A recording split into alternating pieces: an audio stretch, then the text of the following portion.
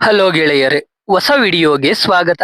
ಇವತ್ತು ನಾವು ಇತ್ತೀಚೆಗೆ ರಿಲೀಸ್ ಆದ ಜಟಾಧರ ಅನ್ನೋ ತೆಲುಗು ಮೂವಿನ ಎಕ್ಸ್ಪ್ಲೇನ್ ಮಾಡ್ತಾ ಇದ್ದೀವಿ. ಈ ಮೂವಿಯ ಒನ್ಲೈನ್ ಸ್ಟೋರಿ ಹೇಳ್ಬೇಕು ಅಂದ್ರೆ ರುದ್ರರಾಮ್ ಅನ್ನೋ ಊರಲ್ಲಿ ಒಂದು ದಂಪತಿಯ ಕೊಲೆ ಆಗುತ್ತೆ. ಇನ್ನೊಂದು ಕಡೆ ಈ ಕಥೆಯ ನಾಯಕ ಶಿವ ಗೋಸ್ಟ್ ಹಂಟರ್ ಆಗಿ ಕೆಲಸ ಮಾಡ್ತಾ ಇರ್ತಾನೆ. ಆದ್ರೆ ಅವನಿಗೆ ದೆವ್ವಗಳ ಮೇಲೆ ನಂಬಿಕೆನೇ ಇರಲ್ಲ. ಆದರೆ ಅವನ ಜೀವನದಲ್ಲಿ ನಡೆಯೋ ಒಂದು ಘಟನೆಯಿಂದ ದೆವ್ವಗಳು ಇರೋದು ನಿಜ ಅಂತ ನಂಬೋಕೆ ಶುರು ಮಾಡ್ತಾನೆ. ಆ ಘಟನೆ ಏನು? ರುದ್ರರಾಮ್ ಊರಲ್ಲಿ ಕೊಲೆಯಾದ ದಂಪತಿ ಯಾರು? ಅದಕ್ಕೆ ಕಾರಣ ಏನು? ಕಡೆಗೆ ಮೂವಿಯಲ್ಲಿ ಏನಾಗುತ್ತೆ ಅಂತ ನಾವು ಮೂವಿ ನೋಡ್ತಾ ತಿಳ್ಕೊಳ್ಳೋಣ. ಬನ್ನಿ ವಿಡಿಯೋ ಶುರು ಮಾಡೋಣ. ಮೂವಿಯ ಮೊದಲನೇ ಸೀನಲ್ಲಿ ನಮಗೆ ಒಂದು ಕಥೆಯನ್ನ ಹೇಳ್ತಾರೆ. ಹಿಂದಿನ ಕಾಲದಲ್ಲಿ ಜನಗಳು ಚಿನ್ನ ಬಂಗಾರವನ್ನ ಭದ್ರವಾಗಿ ಇಡೋಕೆ ಟ್ರೈ ಮಾಡ್ತಾ ಇರ್ತಾರೆ. ಆದ್ರೆ ಕಳ್ಳರು ಅದನ್ನ ಕದ್ಕೊಂಡು ಹೋಗ್ತಾ ಇರ್ತಾರೆ. ಅದಕ್ಕೆ ಜನಗಳು ಚಿನ್ನನ ಮಡಿಕೆಯಲ್ಲಿ ಹಾಕಿ ಭೂಮಿ ಒಳಗೆ ಬಚ್ಚಿಡ್ತಾ ಇರ್ತಾರೆ. ಆದ್ರೂ ಕಳ್ಳರು ಜನಗಳನ್ನ ಕೊಂದು ಚಿನ್ನ ಎತ್ಕೊಂಡು ಹೋಗ್ತಾ ಇರ್ತಾರೆ. ಅವಾಗ ಜನಗಳು ಮಂತ್ರವಾದಿಗಳ ಸಹಾಯದಿಂದ ಚಿನ್ನನ ಯಾರು ಈಚೆ ತೆಗೆಯದ ಹಾಗೆ ಪಿಶಾಚಿ ತಂತ್ರ ಬಳಸ್ತಾ ಇರ್ತಾರೆ. ಅದ್ರಿಂದ ಯಾರೇ ಚಿನ್ನ ತೆಗೆಯೋಕೆ ಹೋದ್ರೆ ಪಿಶಾಚಿ ಅವರನ್ನ ಕೊಲ್ತಾ ಇರುತ್ತೆ. ಅಂತ ಒಂದು ಊರು ಈ ರುದ್ರರಾಮ್ ಊರು. ಇವಾಗ ಆ ಊರಲ್ಲಿ ಇದ್ದ ಒಂದು ಮನೆಯನ್ನ ತೋರಿಸ್ತಾರೆ. ಆ ಮನೆಯಲ್ಲಿ ಬಾಲರಾಜ್ ಮತ್ತೆ ಶೋಭಾ ಅನ್ನೋ ಗಂಡ ಹೆಂಡತಿ ಇರ್ತಾರೆ. ಒಂದಿನ ರಾತ್ರಿ ಶೋಭಾ ಎದ್ದು ನೀರ್ ಕುಡಿಯೋಕೆ ಹೋಗ್ತಾಳೆ. ಅವಾಗ ಅವಳ ಬಳಿಗೆ ಒಂದು ಚಿನ್ನದ ಕಾಯಿನ್ ಬರುತ್ತೆ. ಅದನ್ನ ಶೋಭಾ ತಗೋತಾಳೆ. ಹಾಗೆ ಇನ್ನೊಂದು ಬರುತ್ತೆ. ಅವಳು ಅದನ್ನು ತಗೊಂಡು ಅವರ ಮನೆಯ ಹಾಲ್ಗೆ ಹೋದ್ರೆ ಒಬ್ಬಳು ಮಹಿಳೆ ಮೈ ತುಂಬಾ ಚಿನ್ನಾಭರಣ ಹಾಕೊಂಡು ಚಿನ್ನದ ಮಡಿಕೆಯ ಮೇಲೆ ಕೂತಿರೋ ರೀತಿ ಕಾಣಿಸುತ್ತೆ. ಆದ್ರೆ ಇದೆಲ್ಲ ಶೋಭಾಳ ಕನಸಾಗಿರುತ್ತೆ. ಈ ರೀತಿ ಕನಸು ಪ್ರತಿದಿನ ಶೋಭಾಗೆ ಬರ್ತಾ ಇರುತ್ತೆ. ಅದಕ್ಕೆ ಶೋಭಾ ಮತ್ತೆ ಬಾಲರಾಜ್ ಒಬ್ಬ ಪೂಜಾರಿನ ಕರೆಸ್ತಾರೆ. ಅವನು ವಾಸ್ತು ಸರಿ ಇಲ್ಲ ಅಂತ ಆ ದಿನ ಸಂಜೆ ಒಂದು ಪೂಜೆ ಮಾಡಿ ಅವನು ಕೂಡ ಆ ಮನೆಯಲ್ಲೇ ಮಲಿಕೊಳ್ತಾನೆ. ಆ ದಿನ ರಾತ್ರಿ ಶೋಭಾ ಕನಸಲ್ಲಿ ಬರ್ತಿದ್ದ ಮಹಿಳೆ ಆ ಪೂಜಾರಿನ ಕೊಲ್ಲೋ ರೀತಿ ಅವನಿಗೆ ಫೀಲ್ ಆಗುತ್ತೆ. ಅದಕ್ಕೆ ಆ ಪೂಜಾರಿ ಜೋರಾಗಿ ಕಿರಿಚ್ಕೊಂಡು ಶೋಭಾ ಮತ್ತೆ ಬಲರಾಜ್ಗೆ ಬದುಕ್ಬೇಕು ಅಂದ್ರೆ ಆ ಮನೆ ಬಿಟ್ಟು ಹೋಗ್ಬಿಡಿ ಅಂತ ಹೇಳಿ ಅವನು ಅಲ್ಲಿಂದ ಓಡೋಗ್ತಾನೆ.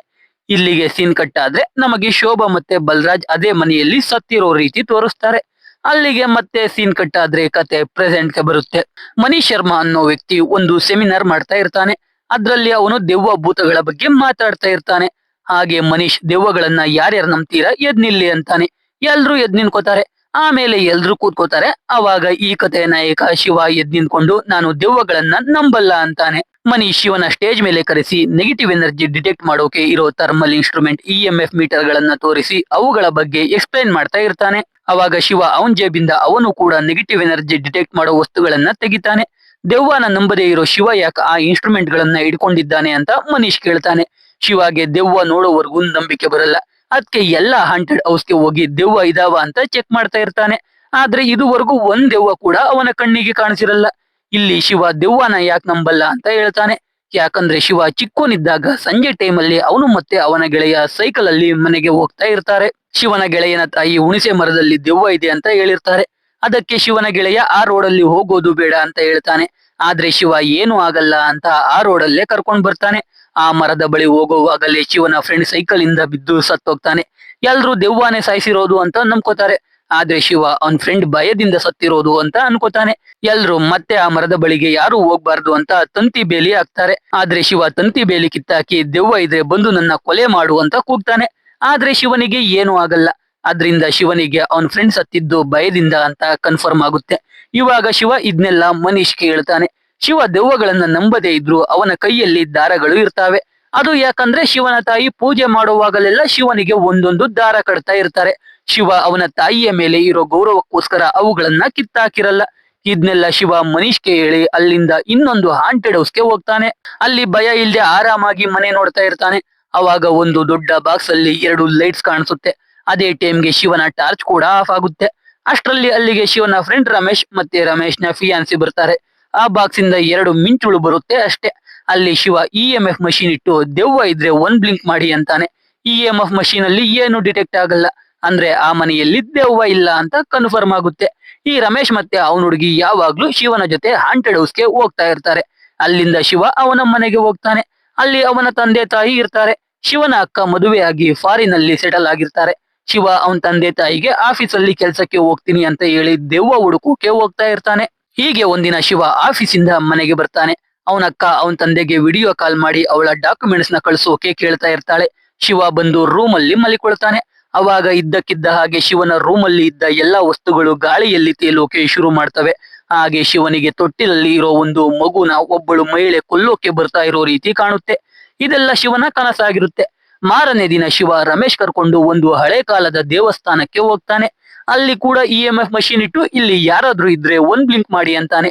ಅವಾಗ ಶಿವನಿಗೆ ಆ ದೇವಸ್ಥಾನದಲ್ಲಿ ಯಾವುದೋ ಹುಡುಗಿ ಕಾಣಿಸ್ತಾಳೆ. ರಮೇಶ್ ದೆವ್ವ ಅನ್ಕೋತಾನೆ.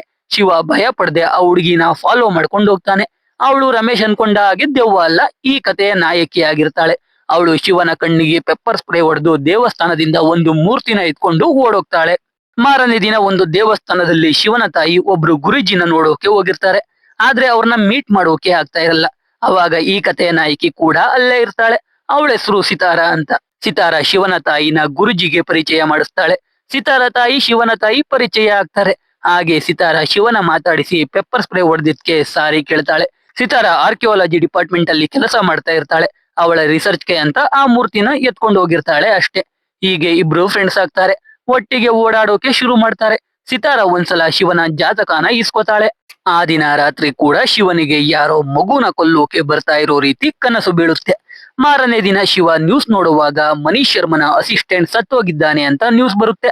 ಅವನೇ ಸತ್ತ ಅಂತ ತಿಳ್ಕೊಳ್ಳೋಕೆ ಶಿವ ಮನೀಶ್ ಮನೆ ಕಡೆ ಹೋಗ್ತಾ ಇರ್ತಾನೆ. ಈ ಕಡೆ ರುದ್ರಾರಾಮ್ ಗ್ರಾಮದಲ್ಲಿ ಇರೋ ಆ ಆಭರಣಗಳಿಂದ ತುಂಬಿರೋ ಮಹಿಳೆಯನ್ನ ತೋರಿಸ್ತಾರೆ. ಅವಳು ಅವಳ ಶಕ್ತಿಯಿಂದ ಒಬ್ಬ ಟ್ರಕ್ ಡ್ರೈವರ್ನ ವಶ ಮಾಡ್ಕೋತಾಳೆ. ಆ ಟ್ರಕ್ ಡ್ರೈವರ್ ಟ್ರಕ್ ನ ತುಂಬಾ ಸ್ಪೀಡ್ ಆಗಿ ಓಡಿಸ್ತಾ ಇರ್ತಾನೆ. ಈ ಕಡೆ ಶಿವ ಬೈಕ್ ಅಲ್ಲಿ ಹೋಗ್ತಾ ಇರ್ತಾನೆ. ಶಿವನ ಬೈಕ್ಗೆ ಒಂದು ನಾಯಿ ಅಡ್ಡ ಬರುತ್ತೆ. ಶಿವ ಬೈಕ್ ನಿಲ್ಲಿಸ್ತಾನೆ. ಆ ಟ್ರಕ್ ಪಾಸ್ ಆಗುತ್ತೆ. ಅಂದ್ರೆ ಆ ನಾಯಿ ಅಡ್ಡ ಬರದೇ ಇದ್ರೆ ಆ ಮಹಿಳೆ ಶಿವನ ಕೊಂದೇ ಬಿಡ್ತಾ ಇದ್ಲು. ಅದರ ಮಾರನೇ ದಿನ ಶಿವ ಮತ್ತೆ ಸಿತಾರ ಹೋಗಿ ಮನೀಶ್ನ ಭೇಟಿ ಆಗ್ತಾರೆ. ಮನೀಶ್ ಅವನ ಅಸಿಸ್ಟೆಂಟ್ ನಿಧಿ ಹುಡುಕೋಕೆ ಹೋಗಿ ಸತ್ತಿದ್ದಾನೆ ಅಂತ ಹೇಳ್ತಾನೆ. ಅದು ದೆವ್ವದ ಕೆಲಸಾನೇ ಅಂತ ಹೇಳ್ತಾನೆ. ಅದಕ್ಕೆ ಶಿವ ಆ ಜಾಗದ ಅಡ್ರೆಸ್ ಕೇಳ್ತಾನೆ. ಮನೀಶ್ ಕೊಡಲ್ಲ. ಇದ್ನೆಲ್ಲ ಮನೀಶ್ನ ಹೊಸ ಅಸಿಸ್ಟೆಂಟ್ ನೋಡ್ತಾನೆ. ಆ ದಿನ ರಾತ್ರಿ ಮನೀಶ್ನ ಅಸಿಸ್ಟೆಂಟ್ ಶಿವನಿಗೆ ಕಾಲ್ ಮಾಡಿ ಆ ಊರಿಗೆ ನಾನು ಹೋಗ್ತಾ ಇದ್ದೀನಿ, ಲೊಕೇಶನ್ ಕಳಿಸ್ತೀನಿ ಬನ್ನಿ ಅಂತ ಹೇಳ್ತಾನೆ. ಶಿವಾಗೂ ಅದೇ ಬೇಕಿರುತ್ತೆ. ಆ ದಿನ ರಾತ್ರಿಯೇ ಮನೀಶ್ ಅಸಿಸ್ಟೆಂಟ್ ಲೊಕೇಶನ್ ಕಳಿಸ್ತಾನೆ. ಅಲ್ಲಿಗೆ ಶಿವ ಹೋಗ್ತಾನೆ. ಅಸಿಸ್ಟೆಂಟ್ಗೆ ಸ್ವಲ್ಪ ದುಡ್ಡು ಕೊಟ್ಟು ಅವನ್ ಬೈಕಲ್ಲೇ ಆ ಊರಿಗೆ ಹೋಗ್ತಾರೆ. ಆ ಊರೇ ರುದ್ರರಾಮ್. ಅಲ್ಲಿ ನಿಧಿ ತೆಗೆಯೋಕೆ ಮಂತ್ರವಾದಿಗಳು ಪೂಜೆ ಮಾಡ್ತಾ ಇರ್ತಾರೆ. ನಿಧಿ ತೆಗಿಬೇಕು ಅಂದ್ರೆ ನರ ಬಲಿ ಕೊಡ್ಬೇಕು. ಅದಕ್ಕೆ ಶಿವನ ಬಲಿ ಕೊಡೋಕೆ ಪ್ಲಾನ್ ಮಾಡಿರ್ತಾರೆ. ಈ ಕಡೆ ಗುರೂಜಿ ಸಿತಾರಾಗೆ ಕಾಲ್ ಮಾಡಿ ಮೀಟ್ ಮಾಡ್ಬೇಕು ಅಂತ ಹೇಳ್ತಾರೆ. ಇವಾಗ ಗುರೂಜಿ ಶಿವನ ಜಾತಕ ಚೆಕ್ ಮಾಡಿರ್ತಾರೆ. ಅದ್ರ ಬಗ್ಗೆ ಮಾತಾಡೋಕೆನೆ ಸಿತಾರಾನ ಕರ್ಸಿರ್ತಾರೆ. ಶಿವನ ಜಾತಕದ ಪ್ರಕಾರ ಸಾವು ಯಾವಾಗಲೂ ಶಿವನ ಸುತ್ತ ಸುತ್ತುತ್ತಾ ಇರುತ್ತೆ.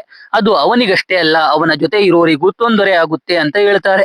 ಅದೇ ರೀತಿ ನಿಧಿ ಹುಡುಕೋ ಜಾಗದಲ್ಲಿ ಶಿವನ ಪಕ್ಕ ಇದ್ದ ಮರಕ್ಕೆ ಸಿಡಿಲು ಬಡಿಯುತ್ತೆ.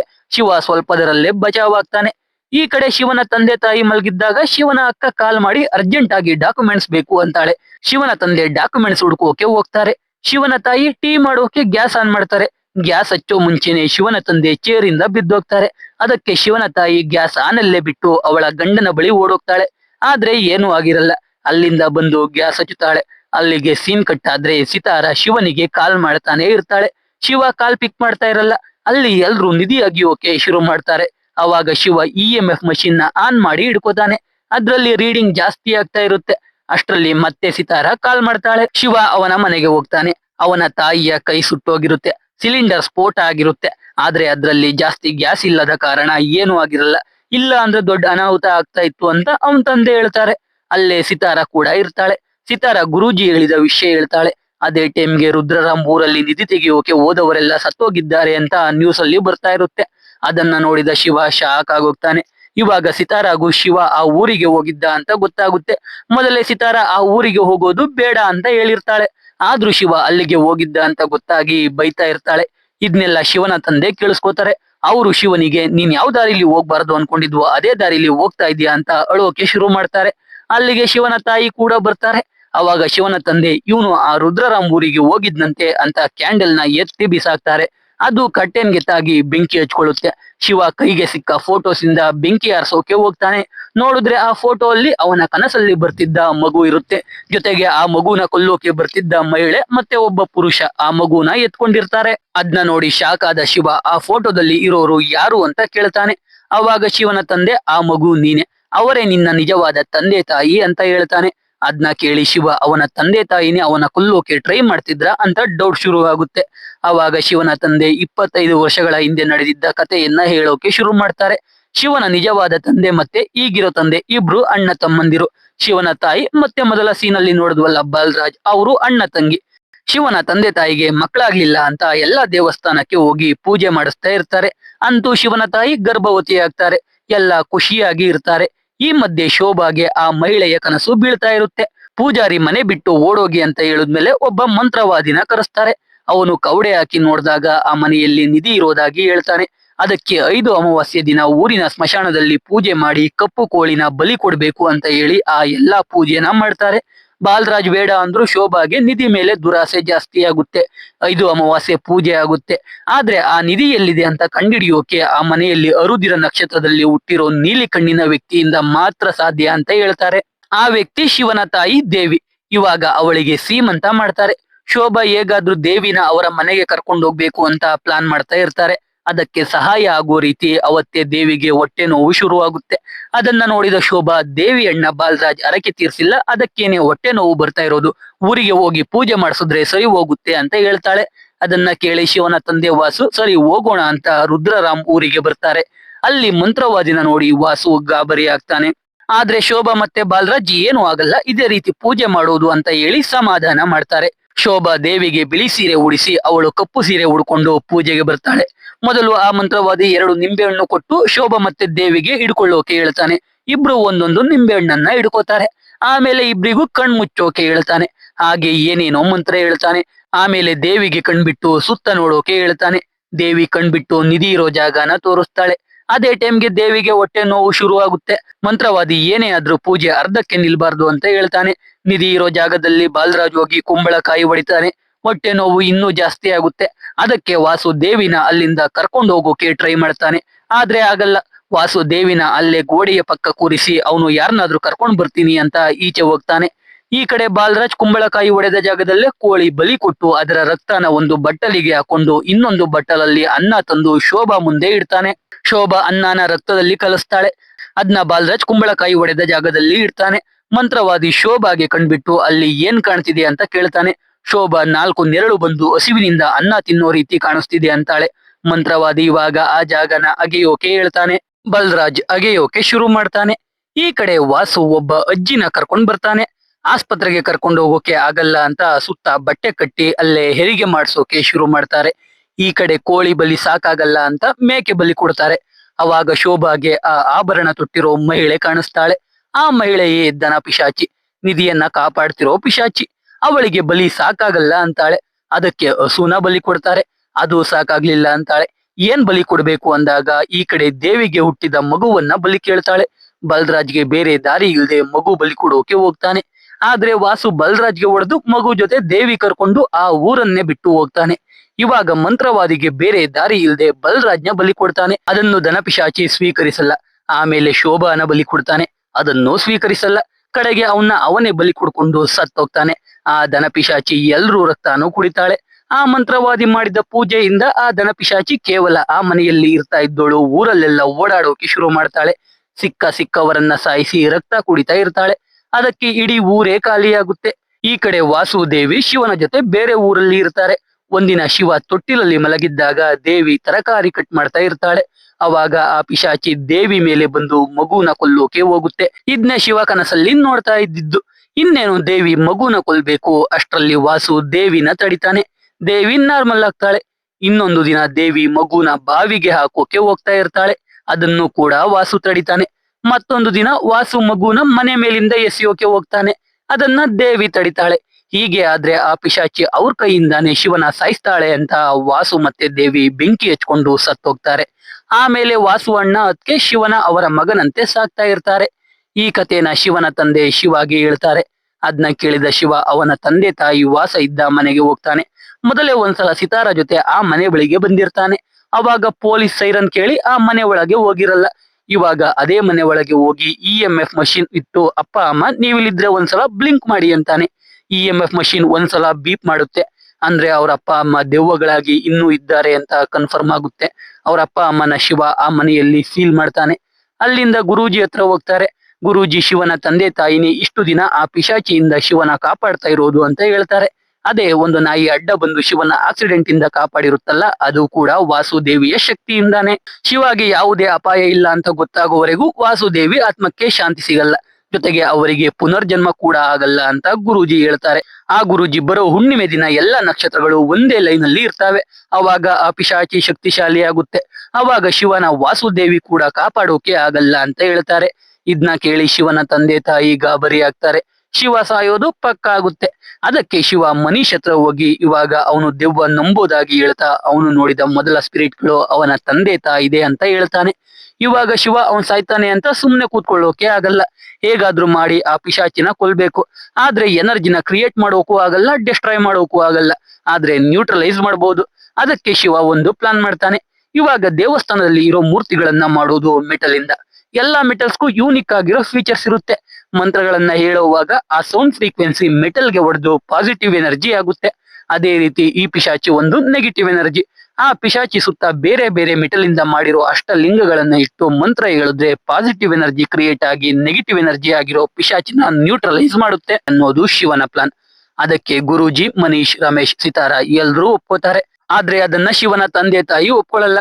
ಅದಕ್ಕೆ ಶಿವ ಇದನ್ನೆಲ್ಲ ಮಾಡ್ತಾ ಇರೋದು ಅವನು ಬದುಕೋಕೆ ಅಲ್ಲ, ಅವನ ತಂದೆ ತಾಯಿ ಆತ್ಮಕ್ಕೆ ಶಾಂತಿ ಸಿಗುವ ಹಾಗೆ ಮಾಡಿ ಅವರಿಗೆ ಪುನರ್ಜನ್ಮ ಸಿಗ್ಲಿ ಅಂತ ಮಾಡ್ತಾ ಇರೋದು ಅಂತ ಹೇಳ್ತಾನೆ. ಅದಕ್ಕೆ ಶಿವನ ತಂದೆ ತಾಯಿ ಕೂಡ ಒಪ್ಕೋತಾರೆ. ಎಲ್ಲರ ಒಪ್ಪಿಗೆ ತಗೊಂಡ ಶಿವ ಶೋಭಾ ಮತ್ತೆ ಬಲರಾಜ್ ಮನೆ ಬಳಿಗೆ ಹೋಗ್ತಾನೆ. ಅಲ್ಲಿಗೆ ಗುರೂಜಿ ಅವರ ಶಿಷ್ಯರ ಜೊತೆ ಬಂದಿರ್ತಾರೆ. ಅದೇ ದಿನ ಚಂದ್ರಗ್ರಹಣ ಇರುತ್ತೆ. ಚಂದ್ರಗ್ರಹಣ ಆಗುವಷ್ಟರಲ್ಲಿ ಅಷ್ಟಲಿಂಗವನ್ನ ಸ್ಥಾಪನೆ ಮಾಡಬೇಕು ಅಂತ ಗುರೂಜಿ ಹೇಳಿ ಶಿವನಿಗೆ ರುದ್ರಾಕ್ಷಿ ಮಾಲೆ ಹಾಕಿ ತ್ರಿಶೂಲ ಕೊಟ್ಟು ಕಳಿಸ್ತಾರೆ. ಶಿವ ಒಬ್ಬನೇ ಮನೆ ಒಳಗೆ ಹೋಗ್ತಾನೆ. ಒಳಗೆ ನಿಧಿ ಇರೋ ಜಾಗದಲ್ಲಿ ಹುತ್ತ ಬೆಳೆದಿರುತ್ತೆ. ಶಿವ ಒಳಗೆ ಹೋಗಿ ಹೋಮ ಮಾಡಿ ಅಷ್ಟಲಿಂಗ ಸ್ಥಾಪನೆ ಮಾಡೋಕೆ ಶುರು ಮಾಡ್ತಾನೆ. ಇನ್ನ 3 ಲಿಂಗ ಸ್ಥಾಪನೆ ಮಾಡುವಷ್ಟರಲ್ಲಿ ದನ ಪಿಶಾಚಿ ಈಚೆ ಬಂದು ಶಿವನ ಮೇಲೆ ಅಟ್ಯಾಕ್ ಮಾಡುತ್ತೆ. ಶಿವ ಫೈಟ್ ಮಾಡ್ತಾನೆ ಎಲ್ಲ ಲಿಂಗವನ್ನ ಸ್ಥಾಪನೆ ಮಾಡ್ತಾನೆ. ಆದ್ರೆ ಅದರಿಂದ ಏನೂ ಆಗಲ್ಲ. ಶಿವ ದನ ಪಿಶಾಚಿ ಜೊತೆ ಫೈಟ್ ಮಾಡ್ತಾ ತ್ರಿಶೂಲ ತಗೊಂಡು ಪಿಶಾಚಿಗೆ ಚುಚ್ತಾನೆ. ನೋಡಿದ್ರೆ ಏನೂ ಆಗಿರಲ್ಲ. ಆ ಪಿಶಾಚಿ ಹುತ್ತದ ಮೇಲೆ ಕೂತಿರುತ್ತೆ. ಈಚೆ ಗುರೂಜಿ ಮಂತ್ರಗಳನ್ನ ಹೇಳೋಕೆ ಶುರು ಮಾಡ್ತಾರೆ. ಅದರಿಂದ ಅಷ್ಟಲಿಂಗಗಳಿಂದ ಪಾಸಿಟಿವ್ ಎನರ್ಜಿ ಕ್ರಿಯೇಟ್ ಆಗಿ ಎಲ್ಲ ಲಿಂಗದಿಂದ ಬೆಳಕು ಕೈಲಾಸಕ್ಕೆ ಹೋಗುತ್ತೆ. ಅವಾಗ ಕೈಲಾಸದಿಂದ ಶಿವ ನಂದಿ ಮೇಲೆ ಬರ್ತಾನೆ. ಶಿವ ಎದ್ದು ಶಿವ ತಾಂಡವಾಡ್ತಾ ನಂದಿ ಮೇಲೆ ಬಂದ ನಿಜವಾದ ಶಿವನ ನೋಡ್ತಾ ತ್ರಿಶೂಲದಿಂದ ಪಿಶಾಚಿಗೆ ಚುಚ್ತಾನೆ. ಅದು ಹುತ್ತಕ್ಕೆ ಚುಚ್ಕೊಳ್ಳುತ್ತೆ. ಆಮೇಲೆ ಅಲ್ಲೇ ಪಿಶಾಚಿಯ ಬಂದಿ ಮಾಡ್ತಾರೆ. ಶಿವ ಸಿತಾರಾನ ಕರ್ಕೊಂಡು ವಾಸುದೇವಿ ಮನೆಗೆ ಹೋಗಿ EMF ಮಷಿನ್ ಆನ್ ಮಾಡ್ತಾನೆ. ಅದ್ರಲ್ಲಿ ಎನರ್ಜಿ ಡಿಟೆಕ್ಟ್ ಆಗಲ್ಲ. ಅಂದ್ರೆ ಅವನ್ ತಂದೆ ತಾಯಿ ಆತ್ಮಕ್ಕೆ ಶಾಂತಿ ಸಿಕ್ಕಿದೆ ಅಂತ ಶಿವಗೆ ಕನ್ಫರ್ಮ್ ಆಗುತ್ತೆ. ಇಲ್ಲಿಂದ ಕತೆ 3 ವರ್ಷ ಮುಂದಕ್ಕೆ ಶಿಫ್ಟ್ ಆಗುತ್ತೆ.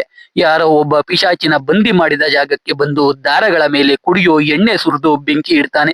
ಪಿಶಾಚಿ ಫ್ರೀ ಆಗಿ ಆ ವ್ಯಕ್ತಿಯ ಮುಂದೆ ಬಂದು ನಿಂತ್ಕೊಳ್ಳುತ್ತೆ. ಇಲ್ಲಿಗೆ ಮೂವಿ ಮುಗಿಯುತ್ತೆ. ಸೊ ಎಕ್ಸ್ಪ್ಲನೇಷನ್ ಕೇಳಿ ನಿಮ್ಗೇನ್ ಅನ್ನಿಸ್ತು ಅಂತ ಕಮೆಂಟ್ ಮಾಡಿ. ವಿಡಿಯೋ ಇಷ್ಟ ಆಗಿದ್ರೆ ಲೈಕ್ ಮಾಡಿ. ಕಂಟೆಂಟ್ ಇಷ್ಟ ಆಗಿದ್ರೆ ಮಾತ್ರ ಸಬ್ಸ್ಕ್ರೈಬ್ ಮಾಡಿಕೊಂಡು ಸಪೋರ್ಟ್ ಮಾಡಿ. ಮತ್ತೆ ಇನ್ನೊಂದು ಸೂಪರ್ ಆಗಿರೋ ವಿಡಿಯೋ ಜೊತೆ ಸಿಗ್ತೀನಿ. ಜೈ ಕರ್ನಾಟಕ.